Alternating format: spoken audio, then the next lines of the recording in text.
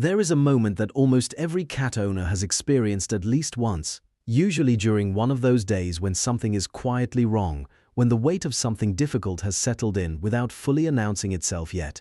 You have not cried, you have not said anything out loud, you are sitting on the couch or lying on the bed, looking for all the world like someone who is simply still. And then your cat comes, without being called, without any obvious reason. They cross the room, jump up beside you, and settle against you with a deliberateness that feels almost intentional, as if they knew. Most people write this off as coincidence or project a kind of sweet but ultimately romantic meaning onto it. But science has spent the last 2 decades quietly building a case that what your cat is doing in that moment is neither coincidence nor magic. It is something considerably more precise and considerably more remarkable than either of those explanations. Hello friends, I want to thank everyone who watches this video and supports the channel. Every like, every comment and every share means more than you think for me and for my dreams. Without delay, let's begin. To understand how your cat detects your emotional state before you have fully registered it yourself, you need to start with the most fundamental difference between how humans and cats gather information about the world around them. Humans are primarily visual creatures. We read emotional information from faces, from body language we can see, from words people say. We are good at this, but we are also limited by it, because a significant amount of emotional information exists below the visual surface, encoded in physiological changes that do not show up on the face or in deliberate gesture at all. Cats access this sub-visual layer of emotional information through sensory channels that most humans do not think about. And in doing so, they are often reading your emotional state from a layer of data that you yourself have not yet consciously processed. The first and most powerful of these channels is olfaction. A cat's sense of smell is estimated to be somewhere between 14 and 40 times more sensitive than a human's, depending on the measure used, and what that sensitivity allows them to detect goes far beyond what most people realize. Human emotional states are accompanied by specific physiological changes, shifts in cortisol levels, adrenaline, and other stress-related hormones that alter the chemical composition of sweat, breath, and the air immediately surrounding the body.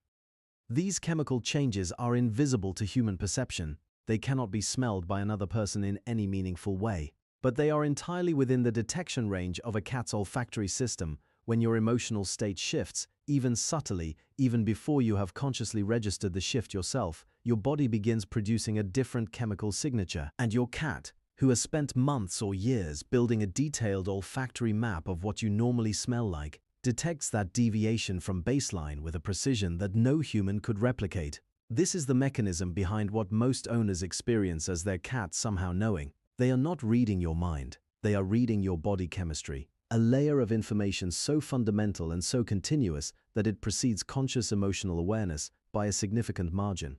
The physiological changes associated with sadness, anxiety, or distress begin at the hormonal and neurochemical level before they reach the surface of behavior or feeling. Your cortisol begins rising before you feel stressed. Your body temperature and skin conductance begin shifting before you register the sadness fully. Your cat's nose is tracking those changes in real time, and when a threshold is crossed, that diverges meaningfully from your familiar baseline. Their social intelligence system flags it as information worth responding to. Research published in the journal Animal Cognition has provided some of the most compelling direct evidence for this capacity. Studies examining how cats respond to human emotional expressions using photographs of happy and fearful faces paired with different emotional vocalizations found that cats showed measurable behavioral differences in response to emotional congruence between visual and auditory signals. They were more likely to display affiliative responses toward their owners in conditions that matched positive emotional states and more cautious responses to negative emotional signals. But more importantly for our purposes, subsequent research has indicated that this emotional reading capacity is most refined and most responsive in relation to the specific owner the cat has bonded with, rather than toward strangers or unfamiliar humans. Your cat's emotional detection is not a general sensitivity to human feeling. It is a specialized sensitivity to you, built through the accumulated experience of living closely beside you and constructing a detailed and continuously updated model of your normal. Think about what that implies. Your cat has, over the course of your time together, been building an internal reference library of what you smell like, sound like, and behave like across the full range of your normal daily states. They know what your body chemistry produces when you are relaxed on a Sunday morning. They know the particular quality of your movement when you are rushed versus when you are unhurried. They know the difference in your breathing when you are genuinely resting versus when you are lying still but internally unsettled. All of that information has been gathered passively and continuously through thousands of shared hours, and it has produced something that functions as a finely calibrated personal baseline for a specific individual. When you deviate from that baseline, even slightly, even in ways that have not yet produced any behavior that would register as meaningful to another human, your cat has already detected the deviation. Consider a specific example that illustrates how early this detection can occur. You receive a message that contains difficult news. You read it, put the phone down, and sit quietly. From the outside, nothing has changed. Your posture is the same. Your face is composed. You have not sighed or moved in any obvious way. But inside, something has shifted. Your heart rate has changed. Your breathing pattern has altered slightly. Your stress hormones have begun to rise. The scent profile of your body has begun its subtle shift, and if your cat is in the room or even in an adjacent room where air currents carry information between spaces, they may already be processing that shift. They did not read your face. They did not hear a change in your voice. They sensed a physiological event that you are still in the early stages of consciously registering. The behavioral response that follows this detection varies between individual cats and between individual bonds, but the pattern is consistent enough across enough observations that it cannot be dismissed as coincidence. Some cats approach directly and make physical contact.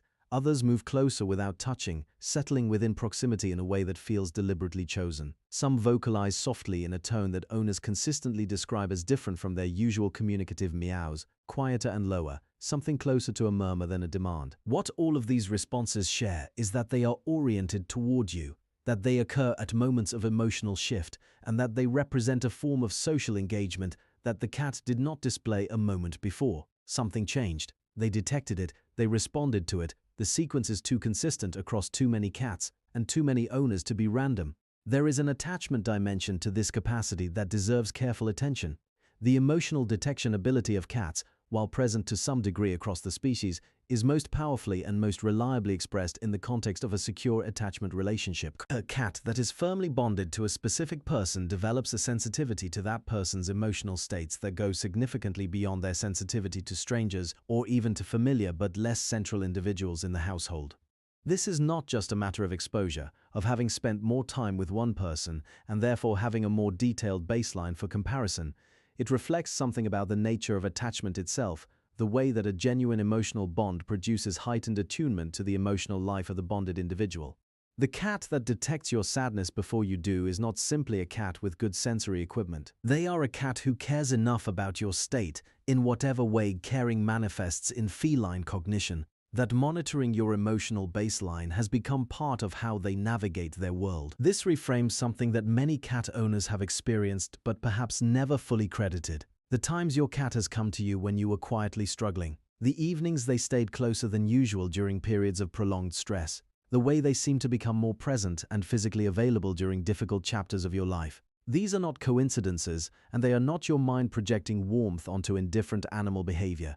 They are the observable behavioral expression of a sensory and social intelligence that has been quietly tracking your internal landscape and responding to what it finds there.